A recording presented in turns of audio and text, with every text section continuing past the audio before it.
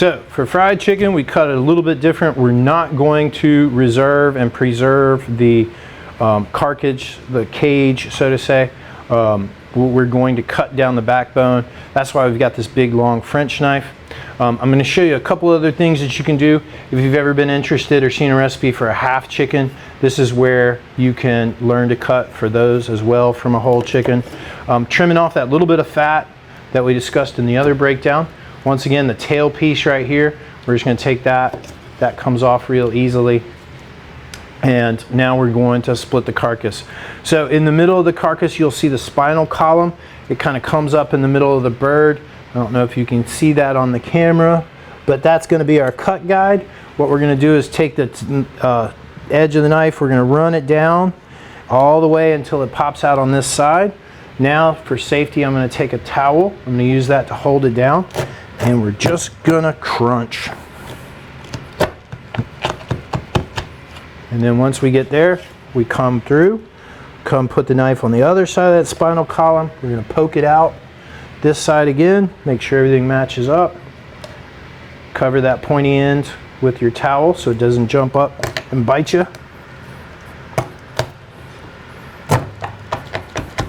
That's why we use the long knife. We get the good leverage. And if we did it right, that comes right out like that piece. All right. Now you can flip this guy over. We're going to clean up this little bit of fat right here and skin. Don't need that. Check around, look, make sure there's no glands. Now, to go for your half chicken cut, you would just come down here, follow the line, make sure everything's lined up. Use the knife again to pop through that. And if you wanted to do a bone-in half chicken, roast those on a pan. There you go right there. So that's one part we've learned in doing the fried chicken part. The rest of it is very similar to what we did earlier.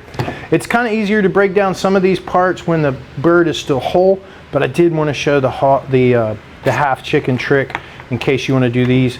These are really fun because you can take and sear these skin side down in the pan, then flip this over and pop it in the oven, and that gives you a great roasted half chicken. It's got some fun presentation. It's a little different. It's not something we see a lot in the United States, but this is one of those ideas when people were stuck at home during the pandemic, you know, and you're eating the same thing over and over again. This is one of those ideas that people kind of got excited about. So for the wing piece, I'm just going to take the bone, I'm going to find where that joint is right here. I'm going to cut in, and this is the wings. Everybody likes the little wing piece. You can choose to fry it whole with the tip on there if you want to get fancy once again, or you know, it comes right off. There's your wing piece. There's that. Now if we're going to do the leg and thigh piece, once again we can just pick this whole thing up. There's this little bit of skin flap right there. Let's cut right there, open that all up. This is the bigger breast piece. We come over here, find the joint, get the knife down in there, cuts right through. Here's the drumette. On the thigh piece now we've got a little bit of the spine here. This is your discretion if you want to clean it up, trim a little bit of this fat off. There's your thigh, bone-in thigh. Now you can cook the whole giant breast bone-in part to give a more yield and some smaller portions. You can also take this breast piece and cut that off.